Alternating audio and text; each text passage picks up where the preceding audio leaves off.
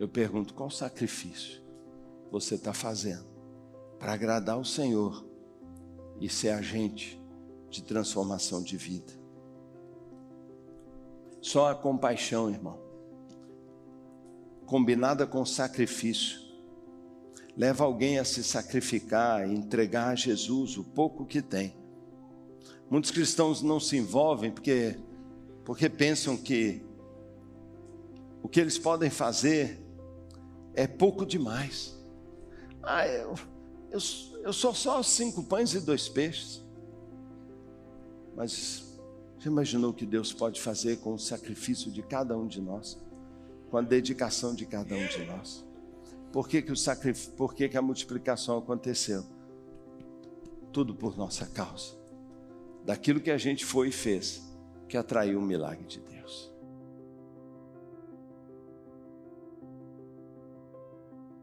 Esse é o pastor Paulo Mazzoni, servo de Deus, pastor da Igreja Batista Central em Belo Horizonte, um servo de Deus que tem liderado os maiores movimentos de multiplicação de discípulos, capacitação de liderança, através de um movimento de célula, de multiplicação de célula.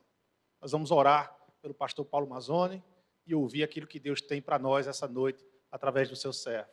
Deus amado e eterno, nós queremos te agradecer por tua bondade, por tua misericórdia. Obrigado por ter falado e estar falando conosco durante todo esse tempo. Usa o teu servo, pastor Paulo Mazzoni, a falar ao nosso coração, Senhor. Obrigado, Deus, porque o teu evangelho, aonde se coloca, aonde se caminha pelo teu evangelho, percebemos o crescimento, a multiplicação de discípulos através do teu evangelho. Usa o teu servo nesta noite, em teu nome, Jesus. Amém. Boa noite, irmãos, graça e paz. Tudo bem? Bom, pastor? Gente, prazer estar aqui, uma alegria tem sido passar esses dias, ontem, hoje, amanhã. Obrigado, Leandro, obrigado toda a Aleph, obrigado a essa igreja, que alegria estar aqui com o Davi, é um gênio, né? Cabeça espetacular. Alegria estar com vocês, ver o esforço, a dedicação e o empenho de vocês.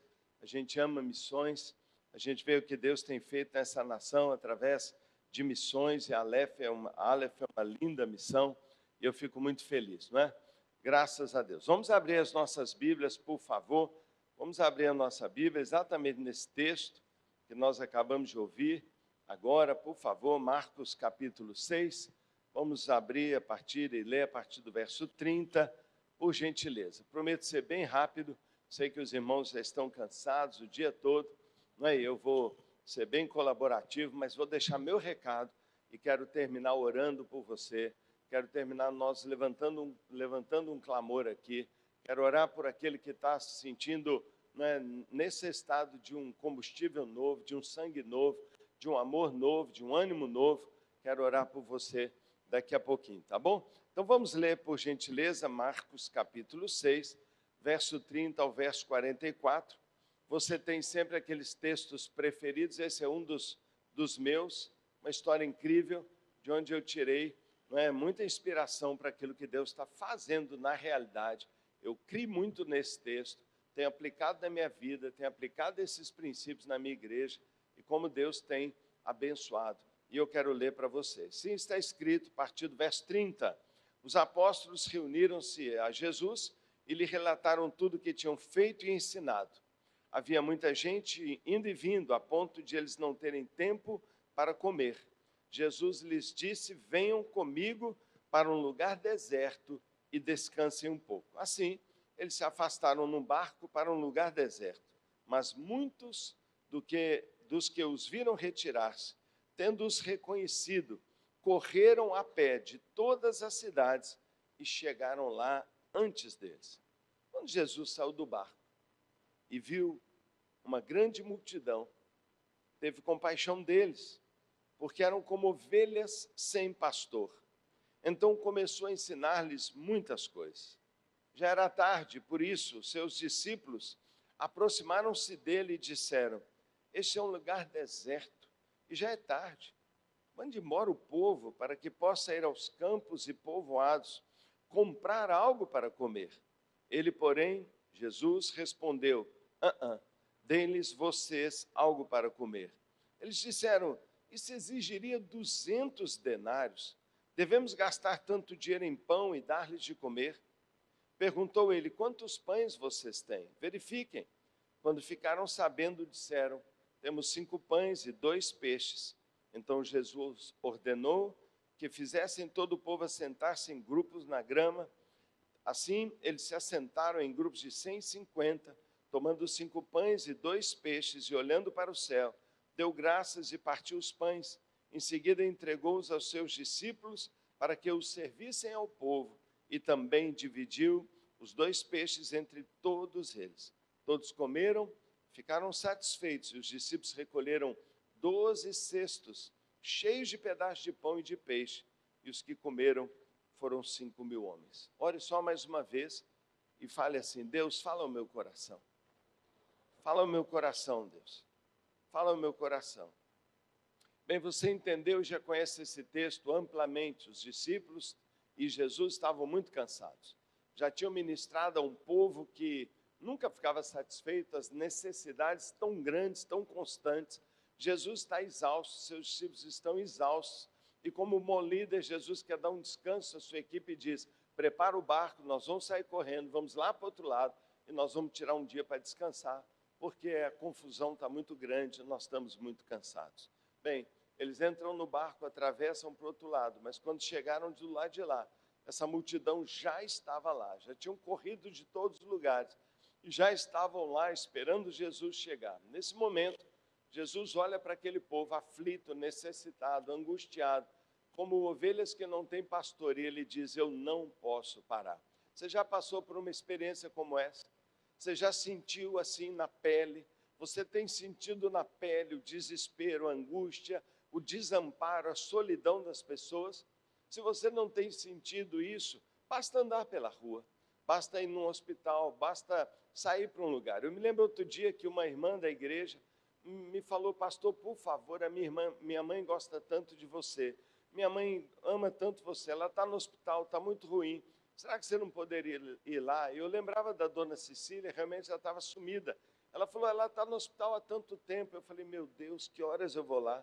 Eu estava com uma semana terrível, tantos compromissos, uma agenda tão grande. Então eu falei com aquela filha, eu falei: olha, eu vou passar lá de manhã cedinho, vou dar aquela carteirada pastoral, conheço bem aquele hospital, vou entrar lá naquele quarto, onde que ela estiver, vou orar com ela, mas olha, 9 horas eu tenho que estar de volta, porque eu tenho um compromisso. E eu entrei naquele hospital, e logo me permitiram acesso, eu fui. Só que quando eu entrei, eu me surpreendi, um hospital muito legal, e aquela senhora estava numa enfermaria, haviam 4 outras camas ali com ela, né? E eu entrei ali um pouco constrangido, porque então outros estariam presenciando a minha visita. Eu fiz logo uma palavra de encorajamento, dei um abraço carinhoso, fiz uma oração pela dona Cecília, né? E orei por ela com muita fé, pedindo a Deus a cura daquela irmã, que aliás, logo depois teve alta, foi uma alegria enorme para aquela família. Mas eu orei com ela, dei aquela palavra, e eu estou então saindo, assim, rápido, porque meu compromisso já ia quase começar. E quando eu vou sair, uma pessoa que estava na cama ao lado, ela chega para mim e fala assim: você é pastor, né? Eu falei: sou. Aqui, essa aqui também é a minha mãe. A outra, ele falou: essa aqui é minha filha. E a verdade é que eu fiquei um tempinho ali, e eu tive que orar pelas 5 pessoas. Todos pediram oração, e todos queriam uma palavra, e eram dramas, e era angústia, e era tanta situação. Eu já tinha me atrasado uns 30 minutos, apesar de ter orado com muita celeridade. Quando eu estou orando por uma pessoa mais perto da porta, eu percebi um movimento ali, não é? Tinha alguma coisa. Eu falei: o médico está esperando, ou as enfermeiras estão esperando. Mas quando eu saí já correndo, tinha um homem ali na porta, era um jovem. Ele falou assim: eu passei aqui e ouvi um barulho, você estava orando? Eu falei: será que você não poderia? Você é pastor? Eu falei: sou. Aqui ao lado, o meu tio está aqui. Você não poderia ir olhar pelo tio? Eu falei: não posso, eu estou... Por favor, ele está numa situação tão delicada, terminal. Eu falei: meu Deus, eu vou dar só uma passadinha lá. E quando eu entrei no quarto daquela pessoa, era uma enfermaria. E quando eu orei por ele, eu vou saindo de fininho, eu falei: Deus, me faça invisível. Quando eu for sair, A pessoa da cama ao lado me pediu, por favor, você não pode orar por ele? Não pode orar por ele? Não pode orar por ele. Eu já estava 1 hora atrasado. Quando eu vou sair, o movimento na porta. Tinha uma outra pessoa. Irmãos, era 1 da tarde eu saí de lá. Eu perdi todos os meus compromissos. Por causa da dona Cecília. Você percebe isso? Você percebe que não é verdade, que as pessoas não estão nem aí? Você percebe que não é verdade que os corações estão longe de Deus? Você percebe por aí que os campos estão brancos para colher? Você percebe por aí a carência, ovelhas sem pastor, necessidades para todos os lados. Quando Jesus veio, a primeira coisa que ele enxergou foi a necessidade das pessoas. E o texto nos diz de forma tão emocionante que Jesus não pôde se esconder. Ele não pôde se ocultar. Ele não pôde se negar. Ele não pôde descansar. Sabe, o texto diz que Jesus avisou aos discípulos, desculpem, vamos arregaçar as mangas, porque eu não posso mandar esse povo embora. Bem, retomaram todo o trabalho por tantas horas que já ficou tarde da noite. Nesse momento, os próprios discípulos já não estão pensando só neles. Eles estão dizendo, mestre, aqui não tem nada, está ficando tarde. Eles não comem o dia inteiro. Talvez eles andavam no meio do povo e via a mãe tentando acalmar uma criança que chorava de fome. Talvez a própria mãe já estava desfalecida porque passou um dia todo e não sabemos se o dia anterior todo sem comer nada. E as necessidades tão gritantes fizeram então com que Jesus tomasse uma segunda ação. Além de permanecer todo um dia a mais ministrando a vida daquelas pessoas, Jesus chama os seus discípulos e diz para eles, pessoal, olha, vocês por favor, deem de comer a esse povo. Eles pensaram que Jesus estava brincando e disseram assim, mas Senhor, não tem como, não temos nada, mas eu quero que vocês deem de comer. Senhor, mas ainda que tivesse onde comprar, isso exigiria uma fortuna que nós não temos o recurso. E ele diz assim, então arruma alguma coisa, vejam o que vocês têm.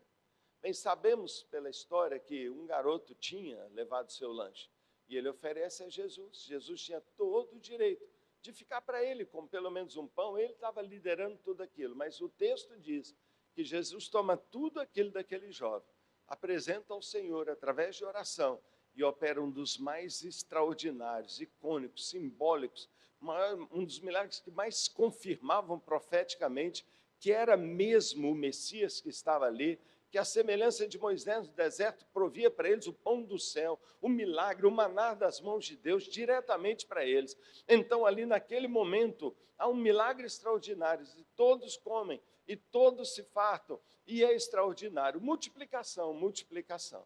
Sabe, irmãos, muitos pastores querem ver multiplicação, muitas células querem ver multiplicação, muitas missões querem ver multiplicação, muitos empresários querem ver esse crescimento. Muitas vezes a gente quer ver isso, mas a gente não consegue ver.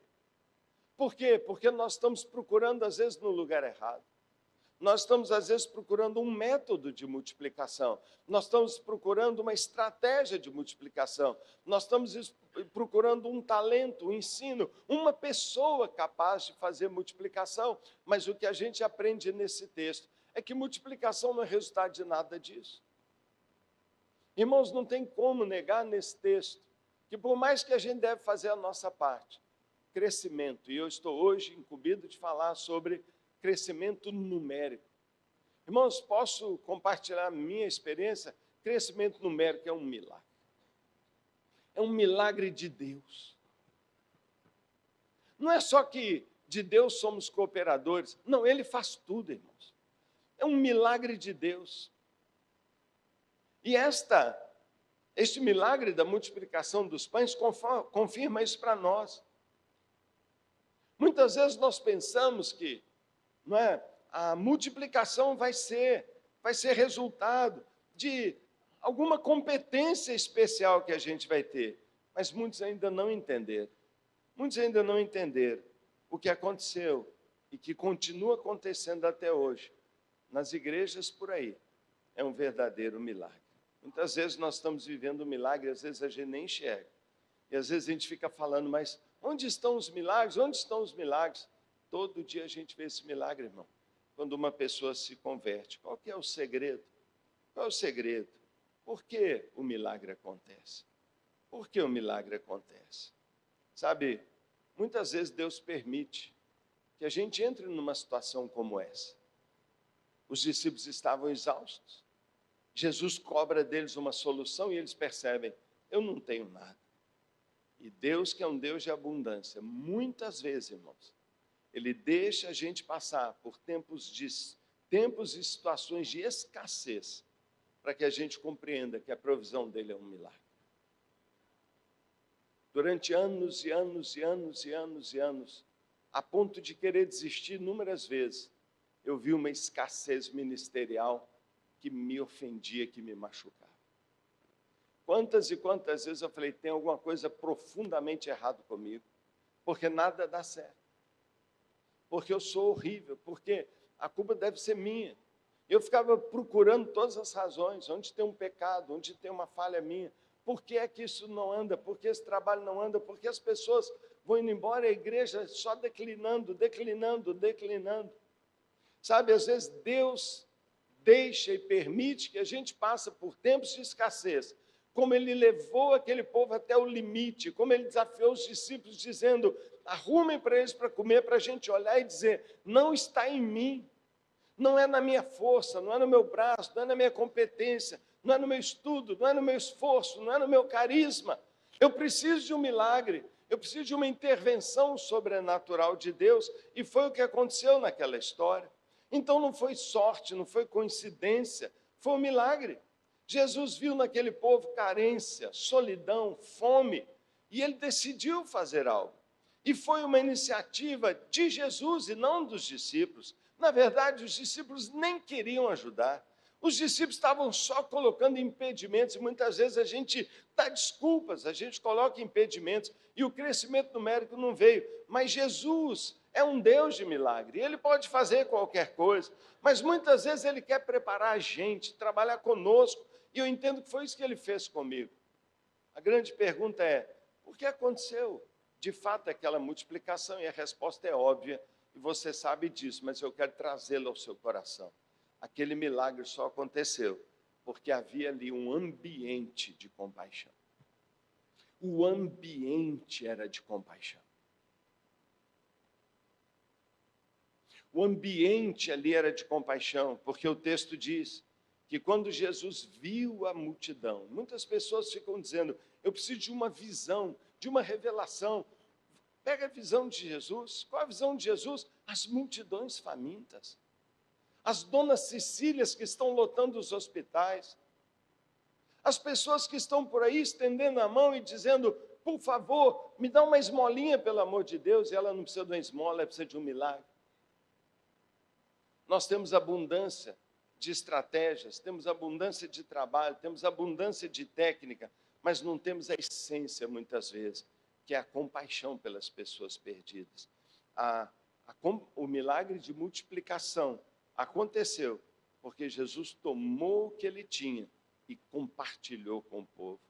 Sabe, um líder que multiplica, não multiplica porque ele trabalha muito, mas ele trabalha muito porque ele tem compaixão. E aquela turma trabalhou demais, apaixonadamente. Irmãos, as pessoas estão famintas. E se nós queremos ser fiéis ao cumprimento da grande comissão, não há outro caminho. Nós precisamos de paixão pelas almas. Nós precisamos de paixão pelas almas.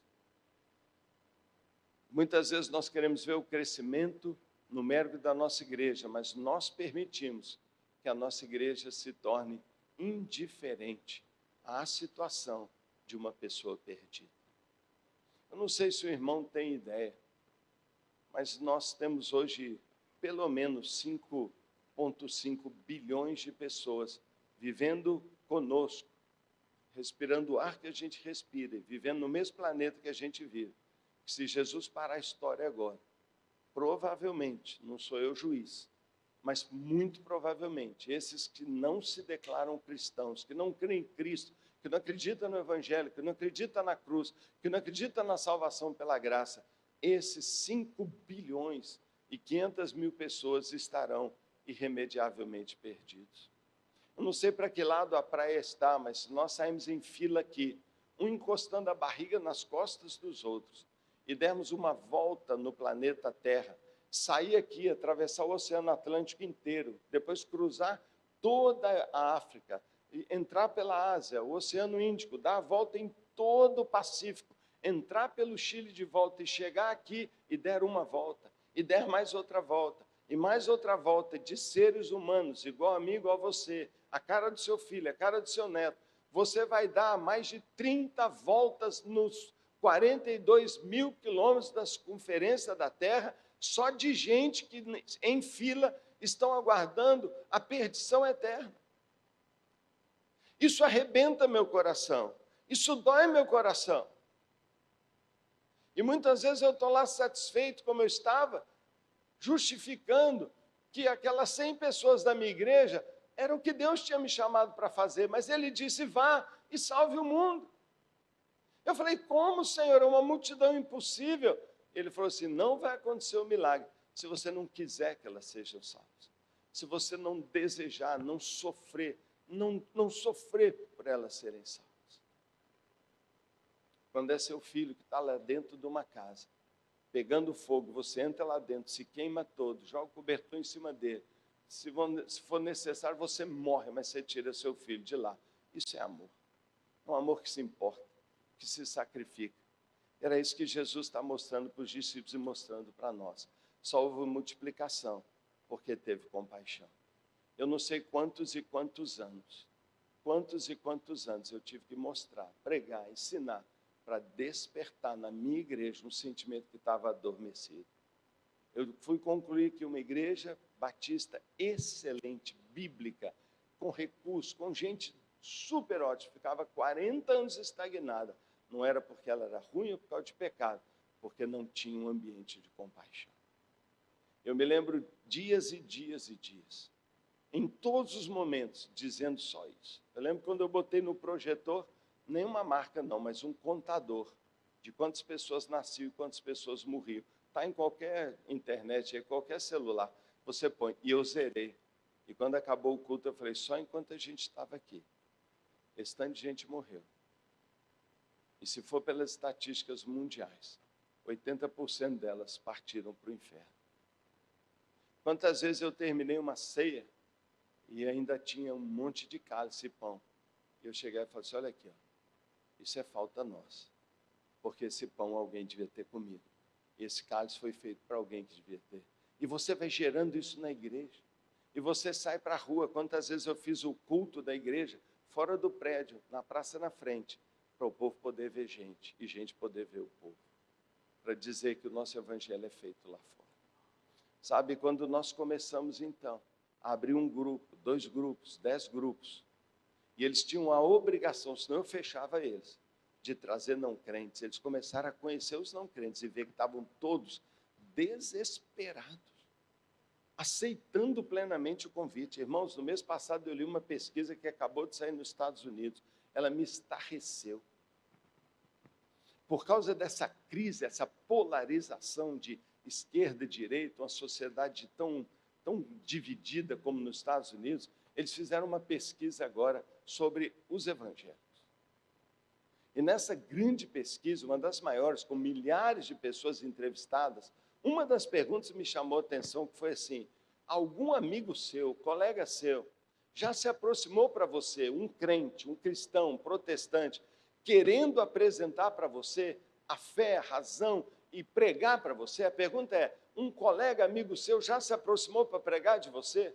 Irmãos, eu fiquei estarrecido de ouvir que nos Estados Unidos, uma das maiores nações evangélicas do mundo, apenas 19% daqueles milhares disseram, já uma vez lá, uma tia, uma mãe, um amigo, um vizinho tentou falar comigo da fé dele. Eu fiquei estarrecido. 19%, ou seja, 81% daqueles milhares disseram, ninguém nunca me falou de Cristo. Falta de compaixão.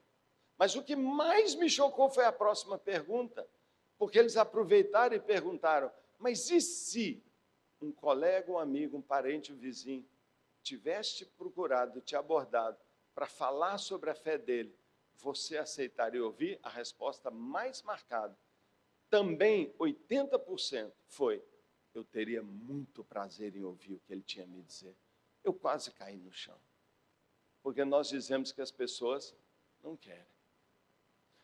Sabe, irmãos, o que me impressiona é que pessoas que já conhecem Jesus há muito tempo, parece que perderam o hábito, a coragem, o senso de responsabilidade de falar de Cristo. Como seus discípulos, que já conheciam o Senhor há cerca de 1 ano, talvez, mas estão passando por uma cidade samaritana. Jesus fica na beira do poço e diz: vão lá comprar comida. E os 12 vão. Estranhamente, Jesus manda os 12. Por que não só 3? Por que não 4? Por que não os 2 que foram buscar o jumentinho? Mas ele manda os 12. Ele queria ficar sozinho com aquela mulher. Mas, ao mesmo tempo, ele está aplicando uma lição, um treinamento. Eles são discípulos, precisam ser ensinados. E quando a mulher vai embora, depois do encontro, e eles voltam, está lá a comida, está lá o lanche gostoso, e eles preparam ali aquele piquenique, a água do poço está ali, talvez uns sanduíches, um figo, eu não sei o que eles pegaram, mas vamos comer. Jesus diz: perde o apetite. Come, mestre. Não quero comer.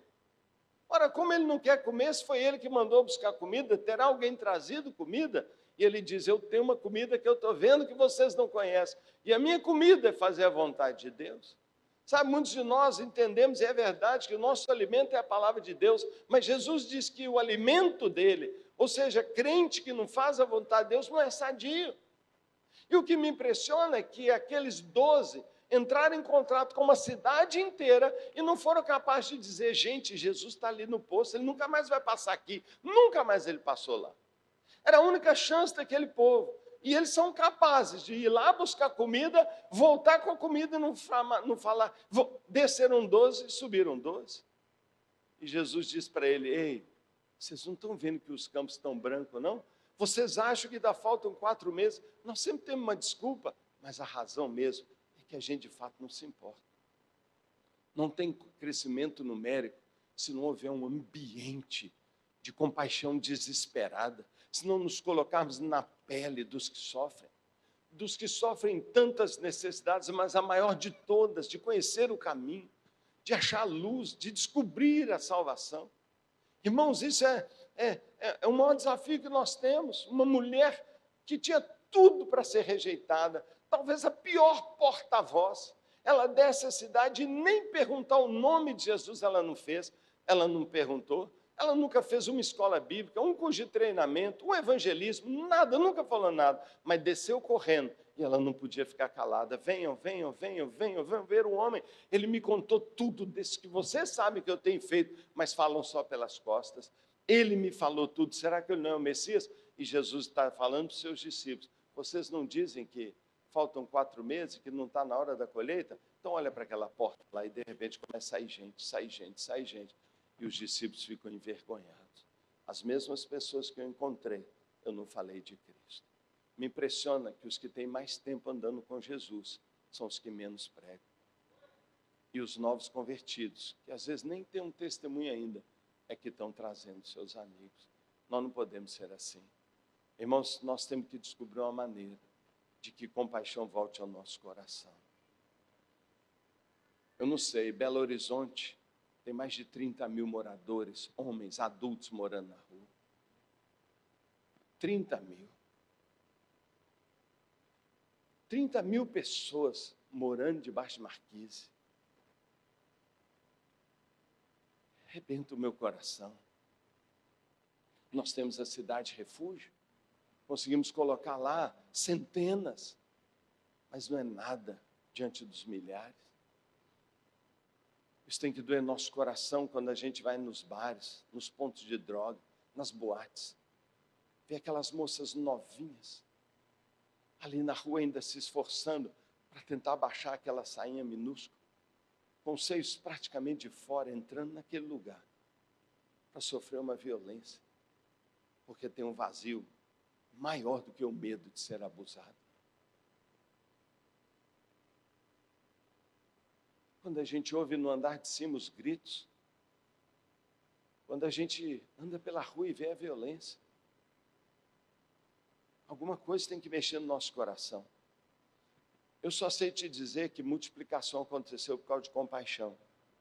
Mas a segunda razão, a multiplicação aconteceu porque tinha um líder que desafiava aqueles que estavam com ele a multiplicar. Tinha um líder lá para provocar isso neles. Tinha alguém que sabia, é minha responsabilidade fazer isso. Sabe, irmão, essa é nossa responsabilidade. É responsabilidade da liderança. É responsabilidade da liderança despertar isso, trazer isso, mobilizar, arrumar o plano, fazer a estratégia, tirar as pessoas da cadeira. É a nossa responsabilidade. E Jesus faz um desafio para eles. Ele diz, vocês mesmos vão dar de comer. Jesus joga para eles. E eles agora têm que achar uma solução. Acharam ou não acharam? Acharam. Sabe, irmão, esse é o papel do pastor. É o papel do pastor incomodar. É o papel do pastor não deixar uma igreja se acomodar. É um papel do pastor colocar desafios todos os dias. Ainda mais, ainda mais, ainda mais. Nós batizamos esse ano, até agora, 4.000 pessoas. Eu já estou falando para os nossos líderes, ano que vem vai ser 7.000. Pastor, você não para nunca. Tem muita gente para batizar. Tem muita gente. Ah, nós temos milhares de membros. Não é nada comparado com os milhões da nossa cidade. Não é nada comparado com a situação, não é, do Nordeste brasileiro, os 9 estados menos evangelizados, cidades que têm 0,3% de evangélico, 0,1%, 1%, 2% é índice de mundo muçulmano no Brasil. No Rio Grande do Sul, o interior da Bahia, o sertão do Piauí, está clamando. O líder que desafia, foi porque um líder desafiou que aquelas pessoas foram fazer a multiplicação. Sabe, irmãos, muitas vezes a multiplicação não acontece porque o próprio líder está acomodado, porque ele está cansado, porque ele já tentou e desanimou, porque ele está a ponto de desistir. Jesus também estava cansado, mas quando ele andou no meio do povo, e quando ele teve contato e viu ali não só a necessidade, mas ele entendeu, o Pai me enviou por causa deles. Eu vim buscar e salvar o perdido. E ele disse, se eu vou para a cruz mesmo, não vai ser um sacrifício desse. E ele voltou a trabalhar, e os seus discípulos com ele. Mas por último, a multiplicação aconteceu, porque alguém estava disposto a fazer um sacrifício. E foi o garoto. Sabe, irmão, não vai ter milagre, não vai ter crescimento numérico, se não tiver uma igreja que faz sacrifício. Sacrifício é seu tema de pregação. Ou nós estamos formando um púlpito confortador. Se o que nós queremos é atrair a igreja, sabe o que eu descobri? Que quanto mais eu desafio a minha igreja, mais comprometida ela fica. Que quanto mais eu cobro da minha igreja, o seu comprometimento não é com toda essa obra e com a grande comissão, envolvimento direto, envolver-se pessoalmente nos dramas humanos, mais as multidões vêm, mais as pessoas vêm, mais a igreja se agrada. É o contrário do que você pensa. Tem alguns pastores que pensam, se eu ficar cobrando muito da minha igreja, ela vai espanar e vai para a igreja do lado. Aí que ela vai dizer, achamos um líder. Achamos alguém que verdadeiramente ama, achamos alguém que abraçou o seu papel, achamos alguém que sabe para onde está indo. Sabe, a maioria das pessoas está procurando um líder que tem uma direção, que tem uma visão. A maioria das pessoas quer alguém que tem uma visão, tem uma direção e é apaixonado por isso a ponto de aplicar isso na própria vida. E quando eles veem você evangelizando, quando eles veem você ali adorando, quando eles veem você orando, eles vão fazer tudo isso porque falou muito bem Davi, nós somos o modelo. E não tem como escapar disso. O sacrifício começa conosco. Eu sou líder de uma célula há 25 anos, sem parar uma semana. Eu lidero uma igreja com um monte de igreja, lidero outros ministérios, mas toda terça-feira eu tenho que estar em Belo Horizonte. Na minha célula tem homossexual, na minha célula tem maconheiro, na minha célula tem Tem gente que está condenado para ir pregar a cadeia. Já fui fazer célula, quantos anos em penitenciária, de membro da minha igreja que foi preso por assassinato. Eu sou líder de célula, não importa o que eu tenho para fazer, não é justificativa para eu me afastar do perdido. Eu tenho ganhado pessoas para Cristo, e por isso toda a minha igreja ganha. Sabe, acontece multiplicação, porque tem um ambiente de compaixão, porque tem líderes que desafiam, não tem medo de colocar desafios, e de colocar, inclusive, desafios numéricos, dizendo, nós vamos mudar isso, e principalmente porque tem um ambiente de sacrifício, que começou com o menino, se estendeu a todos, e ali o Senhor fez um milagre. Sabe, irmãos, multiplicação é um milagre. É um milagre. E Deus está pronto a fazer isso em qualquer lugar, porque Ele ama. É o tempo da colheita. É o tempo da colheita. E muitos de nós ainda estão dizendo, não está na hora. E sabe o que nós estamos deixando a nossa igreja pensar? Que segunda-feira não é dia da colheita, é dia de trabalhar. Que na escola não é lugar de falar de Cristo, é lugar de estudar. No shopping não é lugar de falar de Cristo, é lugar de fazer compra. Na academia é lugar de fazer ginástica, não vou lá falar de Cristo. No salão de beleza, fazendo minhas unhas, eu posso falar de tudo, mas não é lugar de falar de Cristo. Sabe, nunca é hora de falar de Cristo. Não, pastor, é sim, domingo. Domingo a gente fala de Cristo, canta de Cristo, fala de Cristo, ora a Cristo, mas sai da igreja, a gente submerge de novo e só vai voltar na segunda-feira. Tem alguma coisa errada. Porque é exatamente no momento que a gente vai lá para o meio do povo, não é hora de falar de Cristo. Está na hora. Está na hora da igreja, está na hora de cada membro da nossa igreja descobrir que há um propósito maior de Deus na nossa vida. Meu propósito maior não é formar em medicina, apesar que isso é muito legal. Meu propósito maior não é ganhar dinheiro na minha loja, não é montar meu negócio. Meu propósito maior não pode ser, não, agora não é hora porque eu estou fazendo meu mestrado ou meu doutorado. Eu não posso. Se eu estou em contato com pessoas e movido por compaixão, e eu estou debaixo de um desafio, eu preciso fazer um sacrifício. E eu preciso falar de Cristo. E todos nós vamos entender. E temos que ser uma igreja que funciona com propósito. Mas um propósito, fazer discípulos que façam discípulos e façam discípulos. Irmãos, não vai haver crescimento numérico. Enquanto a gente continuar contando e ficando satisfeito que essas paredes, muito adequadas, um auditório excelente, mas que elas sejam o nosso limite. Quantos pastores estão dizendo, a minha igreja está cheia? Olha, sobrou uma cadeira. Irmãos, isso não é nada. Lá fora tem milhões sem Cristo. Eu termino contando para você que eu estava dormindo ainda, quando me assustei, tocou o telefone lá em casa. Era madrugada, 4 horas da manhã. Falei, aconteceu alguma coisa com a minha mãe? Eu pensei imediato, corri no telefone, minha esposa não acordou. Quando eu atendi, era uma voz estranha. Ele falou, pastor, não assuste. Aqui é um pastor como você. Sou o pastor Ezequiel. Eu falei, pastor, algum problema?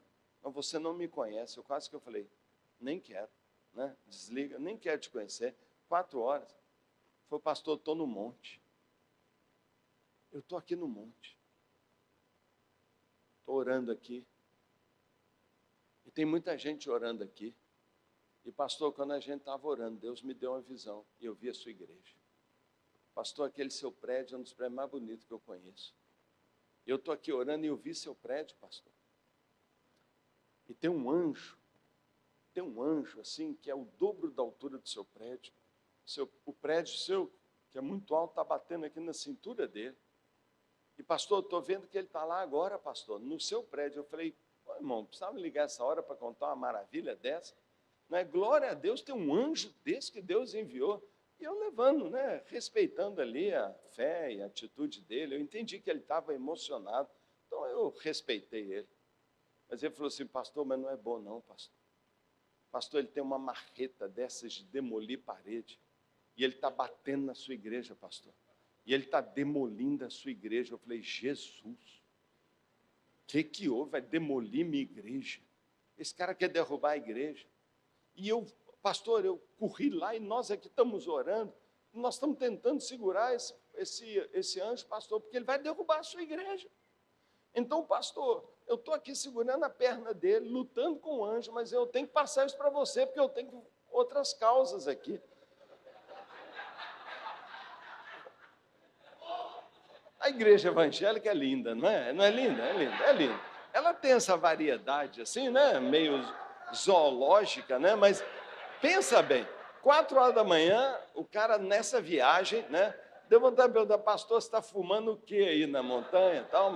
Mas eu respeitei mesmo.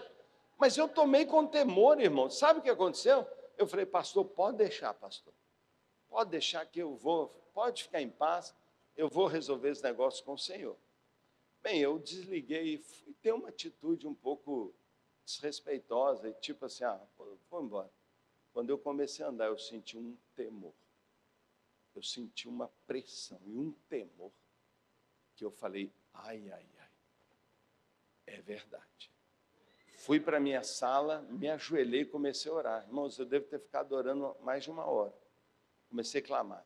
E é interessante que eu moro num apartamento que da minha janela, eu vejo o prédio, está logo embaixo ali, se eu quiser descer numa tirolesa, eu chego no púlpito igual a Xuxa, né? Olê, olá. Eu já chego ali, se eu quiser, eu chego igual a Xuxa, mas eu não quis ainda, mas eu poderia. Irmão, eu comecei a orar, e Deus transferiu a visão para mim, e eu vi o anjo também, e sabe o que ele começou a me falar? Ele falou assim, eu não estou destruindo a igreja, eu só estou tirando as paredes. Eu só estou tirando as paredes. Eu não entendia o que ele queria falar. E ele falava, paredes, paredes. Eu voltei a orar e Deus falou no meu coração. Essas paredes da sua igreja estão impedindo as pessoas de entrarem. Vocês não são abertos. As pessoas não têm liberdade. Eles acham que eles não podem entrar. Eu quero que você derrube as paredes com relação à sua comunidade. Que todos possam entrar. Sabe, irmão, isso se tornou um dos alvos da minha vida. Que aonde nós estamos, e temos muitos prédios, muitos, que a comunidade saiba, ela é muito bem-vinda. Mas ele falou também que as mesmas paredes que impedem as pessoas de entrar, estão também impedindo os crentes de sair. Porque nós estamos ficando limitados por isso aqui. Nosso campo não é a igreja. Nosso campo é o mundo. São 5,5 bilhões sem Cristo. Sabe, irmão, é um milagre. Mas nós temos que colocar algo nas mãos do Senhor. Eu não tinha muito para oferecer. Mesmo, não tinha muito pouco para oferecer. Mas, Senhor, eu posso oferecer minha casa e me tornar alguém que tem prazer em convidar pessoas e passo vergonha, mas chamo todo dia e treino pessoas, pode. Isso foi virando 1, 2, 4. Hoje nós temos mais de 3.000 grupos abertos por toda a cidade. Todos os dias. Hoje tem um monte de grupo. Amanhã tem mais de 700. À noite, sexta-feira à noite. Amanhã os jovens vão estar em todas as suas casas. Eles saem da faculdade 10h30 da noite. Eles vão começar às 11 e vão de 11 até 1h30. 2 horas. Em vez de estar na balada, eles estão lá e os pais amam. Porque eles falam, meu filho estava lá na droga. Agora ele está aqui, ó, numa cela. E a mãe faz lanche. Ela fala, eu gasto muito menos com lanche do que eu gastava para tirar meu filho da cadeia. Do que as multas que ele tomava no carro. Do que as trombadas que ele dava. Do que o custo de bebida. Ou que ele roubava na minha carteira para comprar droga. Você tem que colocar algo. Eu coloquei na mão de Deus o meu grupo. Eu abri um grupo. E Deus continua multiplicando até hoje. Você quer ver crescimento numérico, irmão? Acha um caminho de descobrir compaixão. Eu sei que Paulo fala aos Romanos que o amor de Deus é derramado em nosso coração pelo Espírito Santo. E ele faz batismos de amor. Eu sei que existe um batismo de compaixão. Eu já vi gente que nem estava aí. O Espírito Santo derramou o seu caráter sua personalidade, seu fruto. O fruto do Espírito é amor. O fruto do Espírito é bondade, benignidade, um amor em ação. O Espírito Santo faz isso conosco. Não tem como fazer colheita sem o Espírito Santo. Ele é o impulsionador de missões. Todo crescimento vem dele. E o que é lindo é que ele está aqui. Ele está aqui. E nessa noite eu queria que a gente ficasse de pé e a gente tivesse um momento de oração. Eu quero chamar aqui à frente todos aqueles que são pastores, líderes da sua igreja, missionários, líderes da sua base, da sua missão. Eu queria que saísse e viesse aqui, porque só houve multiplicação, porque tinha um líder desafiador. Meu querido pastor, está nas suas mãos. Você é um líder desafiador. Olha o testemunho que nós acabamos de ver aqui de Viçosa. Irmão, essa cidade, se esses irmãos perseverarem nisso mais alguns meses, vão ganhar essa cidade inteira, irmão. Porque onde há unidade, há colheita. Pode vir para cá, irmão, pode vir, mas vem rapidinho. Está parecendo procissão de velório. Vem cá. Corre aqui, irmão, corre, acelera aí, irmão. Acelera aí. Vamos. Chega aqui, ó, vem para o lado aqui. Tudo isso aqui é pastor líder da igreja? O que é isso, hein? Pastor? Amém. E missão, né? Vem cá, gente. Chega aqui. Oh, dá licença aí, para cá. Ó. Ali está vazio. Ó. Vem para cá. Tem que vir aqui no altar. Nós vamos fazer uma oração. Talvez você não seja o líder principal. E talvez seu líder nem esteja aqui. Vem. Chega para cá um pouquinho. Eu vou ficar mais para cá, ok? Que aí a gente ora aqui. Irmão, a palavra de Deus diz que o amor de Deus é derramado em nosso coração. Esse encontro da Aleph está mexendo no meu coração, porque eu estou vendo muito amor aqui. Eu estou vendo que o coração é pelo povo mesmo. Sabe, o coração é pelos ribeirinhos, o coração é pelo sertanejo, o coração é pelas comunidades mais pobres. Sabe, o apoio é para as igrejas mais carentes. Sabe, eles não estão indo para os centros badalados, estão indo para os lugares que talvez muita gente não quer ir. É como eu estou fazendo também. A minha igreja está num centro badalado, mas as missões estão nos lugares menos badalados. Um dia eu estava orando e Deus falou comigo, você tem que pagar uma dívida. O Brasil tem uma dívida. Eu falei, que dívida? Eu fiquei meses querendo saber o que Deus estava me falando sobre dívida. Um dia ele falou comigo, a dívida da escravidão. Eu fui estudar, fui lá no Rio de Janeiro, fui buscar todos os dados sobre escravidão, e nos 70 anos de mais tráfico negreiro, 5,5 milhões de homens foram arrancados à força, pela violência lá de Angola, e vieram para o Brasil. No mesmo tempo, 500 mil de Moçambique, 300 mil de Cabo Verde. O negro brasileiro é angolano por origem. E Deus falou comigo, lá é pobre. Está entre as nações mais pobres do mundo. O Brasil está entre as 10 mais ricas.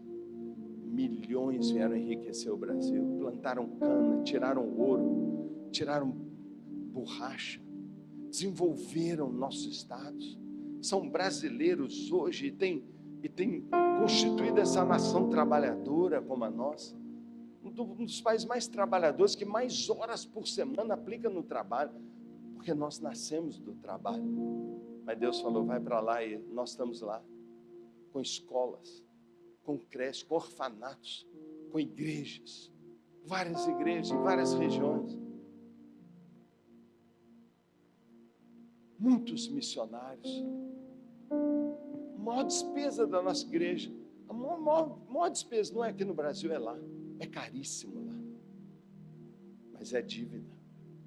Nós temos uma dívida com o Brasil, mas nós temos uma dívida com Jesus. A essa hora, o Brasil já tinha que ter sido colhido. E nós estamos demorando. E nós somos lentos. Tem que haver multiplicação. Não adianta adição. Não é um de cada vez. É um mundo de gente ao mesmo tempo. Tem que vir as cidades. Mas vai acontecer isso, se você deixar seu coração ser batizado hoje. Você quer um batismo do céu? Você crê que o Espírito Santo pode te batizar com amor hoje? Que pode tornar você um líder imparável? Pode tornar você um contínuo insatisfeito? Você pode ser tomado, como o Bill Hybels chama, de um descontentamento santo. Deixa Deus falar agora. Feche seus olhos um minutinho. Talvez você está cansado. Talvez já tentou de tudo. Hoje Deus vai renovar suas forças, sua estratégia, seu amor. Não há força maior que o amor, irmãos. Não há força que faz mais um pai, uma mãe passar as madrugadas acordado do que o seu filhinho chorando. Quando o amor vem, não tem preço, irmão. Quando a gente ama, não tem dificuldade. E eu quero, sabe, eu não me importo o que vão pensar de mim. A única coisa que eu nunca quero ouvir a meu respeito é que ele não se importa. Isso eu não quero nunca. Pode falar qualquer coisa, mas não pode falar que meu coração se esfriou, que eu perdi meu amor pelo Senhor e meu amor pelas pessoas que Ele ama. Pai querido, nesta noite, eu te agradeço, Senhor. Te agradeço de todo o meu coração, Senhor, por estar aqui. O Senhor que nos trouxe, nos reuniu. Eu vejo o Seu mover. Eu vejo, Pai, que o Senhor está nos chamando para uma obra muito maior. O Senhor está nos capacitando para uma multiplicação. E hoje, Deus, o pouquinho que nós temos não é nosso mais, é Teu, Senhor. Esse auditório, essa igreja, cada cadeira aqui, a nossa igreja, nosso líder. Pai, ainda que a gente tenha pouquinho para Te oferecer. Acabamos de ouvir o Davi falando também que na nossa escassez é que Deus mostra a sua abundância. Na nossa fraqueza é que Ele revela o seu melhor poder. Pai, aqui estamos nós, Pai, precisando de poder. E eu quero pedir, Deus, um batismo do Espírito Santo, derramando a mais pura e divina compaixão em nosso coração. Que não sejamos mais nós mesmos, mas nos tornemos líderes, ó Deus, imparáveis, irresistíveis, apaixonados. Ó Deus, o amor faz a gente acertar, aprender, buscar, insistir. E eu peço isso, Pai. Ó Deus, oro por cada pastor aqui, que se torne um líder desafiador. Que jamais da sua boca saia uma palavra menos, ou já está bom, mas continuamente seja: eu quero mais. Eu quero mais. Obrigado, mas eu quero mais. Obrigado, mas eu quero mais. Deus, e que o nosso sacrifício determine a medida da nossa colheita. Muito sacrifício, muita colheita. Pouco sacrifício, pouca colheita. E eu quero pedir que o exemplo de Cristo, ó Deus, tome nossos corações e que Ele encontre aqui líderes desafiadores. Também peço, Pai, também peço, ó Deus, que o Senhor encontre aqui irmãos e irmãs que estão dispostos a fazer um sacrifício e dar o que tem para a glória do Teu nome. Recebe agora, irmão, recebe mesmo do próprio Deus um amor novo, um frescor, uma paixão renovada, um ânimo novo para acordar, uma visão impulsionadora. Deus, abre os olhos dos meus irmãos para ver uma multidão vindo a Cristo. Abre os olhos do meu irmão, Pai, para ele enxergar cidades alcançadas, comunidades transformadas, famílias restauradas, jovens saindo pelo ladrão da igreja, Pai. Ó Deus, não cabendo mais. Ó Deus, e filas esperando o próximo culto, porque essa igreja é um lugar de amor, é onde o Senhor está multiplicando. Pai, eu oro pedindo mesmo, Pai, um ambiente novo, fora de nós e dentro de nós. Em nome de Jesus é que eu peço. Assim eu oro e creio, Pai, que essa é a sua vontade e que essa é uma oração, Pai, que agrada o teu coração. Em nome de Jesus, amém. Amém. Deus te abençoe, meu querido irmão. Graça e paz.